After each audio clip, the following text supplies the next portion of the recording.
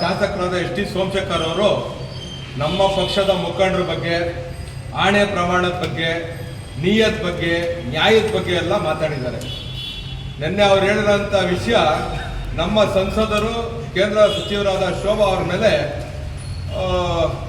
ಆಣೆ ಪ್ರಮಾಣ ಮಾಡಬೇಕು, ಅವರೇ ಇದಕ್ಕೆಲ್ಲ ಕಾರಣ ಅಡ್ಡ ಮತದಾನಕ್ಕೆ ಅಂತ. ಯಾರು ಮಾತಾಡ್ತಾವ್ರೆ ಅಂದರೆ, ನಮ್ಮ ಪಕ್ಷದಿಂದ ಗೆದ್ದಿ, ನಮ್ಮ ಚಿಹ್ನೆಯಿಂದ ಗೆದ್ದಿ, ಅಲ್ಲೋಗಿ ಕಾಂಗ್ರೆಸ್ ಅವ್ರ ಜೊತೆ ಕೂತ್ಕೊಂಡು ಕಾಂಗ್ರೆಸ್ ಅವ್ರ ಜೊತೆ ಮಾತಾಡಿಕೊಂಡು ಕಳೆದ ಬಾರಿ ರಾಜ್ಯಸಭಾ ಚುನಾವಣೆಯಲ್ಲಿ ಅಡ್ಡ ಮತದಾನ ಮಾಡಿದವರು, ಪಕ್ಷಕ್ಕೆ ದ್ರೋಹ ಬಗ್ದವರು, ಪಕ್ಷನೂ ಒಂದೇ ತಾಯಿನೂ ಒಂದೇ ಅಂತ ಹೇಳೋವಂಥವ್ರು, ತಾಯಿಗೂ ದ್ರೋಹ ಬಗ್ದವರು. ಈ ಬಾರಿ ಅವ್ರು ಕೇಳಿಲ್ವಂತೆ. ಯಾಕೆ ಕೇಳಬೇಕು? ಅವ್ರು ಗೆದ್ದಿರೋದು ಬಿಜೆಪಿ ಸಿಂಬಲ್ ಇಂದ. ತಾಕತ್ತಿದ್ರೆ, ಮನ್ಸು ಮಾಡಿದ್ರೆ ಇದೆಲ್ಲ ಮಾತಾಡ್ತಾರೆ. ಇವತ್ತವರೆಗೂ ಒಂದೇ ಒಂದು ಅಭಿವೃದ್ಧಿ ಕೆಲಸ ಅವ್ರ ಕಾಲದಲ್ಲಿ ಮಾಡಿದಾರೆ ಅಂತ ತೋರ್ಸ್ತಾರೆ. ಯಶವಂತಪುರದಲ್ಲಿ ಎಲ್ಲ ಕೆಲಸವನ್ನು, ಎಲ್ಲ ಕೆರೆಗಳಿಂದ ಹಿಡ್ಕೊಂಡು ರಸ್ತೆಗಳನ್ನ ಸನ್ಮಾನ್ಯ ಇವರು ಕುಮಾರಿ ಶೋಭಾ ಮೇಡಮ್ ಅವರು MLA ಆಗಿದ್ದಾಗ, ಆ ಕ್ಷೇತ್ರದ MLA ಆಗಿ ಮಂತ್ರಿ ಆಗಿದ್ದಾಗ ಮಾಡಿರೋದು ಬಿಟ್ರೆ ಒಂದೇ ಒಂದು ಹೊಸ ಕೆಲಸ, ಒಂದೇ ಒಂದು ಹೊಸ ಅಭಿವೃದ್ಧಿ ತೋರ್ಸಕ್ ಅವ್ರ ಕೈಯಲ್ಲಿ ಆಗಲ್ಲ. ಅವ್ರಿಗೆ ನಾನೇನು ಕೇಳ್ತಾ ಇದ್ದೀನಿ ಅಂದ್ರೆ, ತಾಕತ್ತಿದ್ರೆ ನೀವು ದಯವಿಟ್ಟು ಮೊದಲು ಬಿಜೆಪಿಯಿಂದ ಗೆದ್ದಿದ್ದೀರಾ, ನೀವು ರಿಸೈನ್ ಮಾಡಿ ಕಾಂಗ್ರೆಸ್ಸಿಂದ ಟಿಕೆಟ್ ತಗೊಂಡು ನಿಂತಿ ಆಮೇಲೆ ನೀವು ಮಾತಾಡಿ ನಮ್ಮ ಪಕ್ಷದ ಬಗ್ಗೆ ಅಂತ. ಯಾಕಂದ್ರೆ 10 ಸಲ ಗೆದ್ರು ಅವ್ರು ಕಾಂಗ್ರೆಸ್ ಅಲ್ಲಿ ಮಂತ್ರಿ ಆಗ್ತಾ ಇರಲಿಲ್ಲ.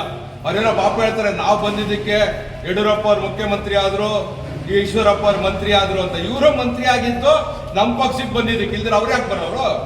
ಅವ್ರು ಇನ್ನು 10 ಸಲ ಗೆದ್ರು ಆಗಲ್ಲ ಮಂತ್ರಿ, ಕಾಂಗ್ರೆಸ್ ಅಲ್ಲಿ ಮಾಡೋದು ಇಲ್ಲ. ಅದಕ್ಕೆ ಅವ್ರಿಗೆ ಒಂದು ಆಹ್ವಾನ ಕೊಡ್ತಾ ಇದ್ದೀವಿ. ನಮ್ಮ ಜವಾಬ್ದಾರಿ, ನಮ್ಮ ಮಂತ್ರಿಗಳು ಸಂಸದರಾದ ಶೋಭಾ ಮೇಡಮ್ ಅವ್ರನ್ನ ನಾವು ಧರ್ಮಸ್ಥಳಕ್ಕೆ ಕರ್ಕೊಂಬರ್ತೀವಿ. ನೀವೇನು ಹೇಳಿದ್ರಲ್ಲ ಆಣೆ ಪ್ರಮಾಣ ಮಾಡ್ಬೇಕಂತ, ನೀವು ಧರ್ಮಸ್ಥಳಕ್ಕೆ ಬನ್ನಿ, ನೀವ್ ಹೇಳಿ ಟೈಮ್ಗೆ ಕರ್ಕೊಂಬರ್ತೀವಿ.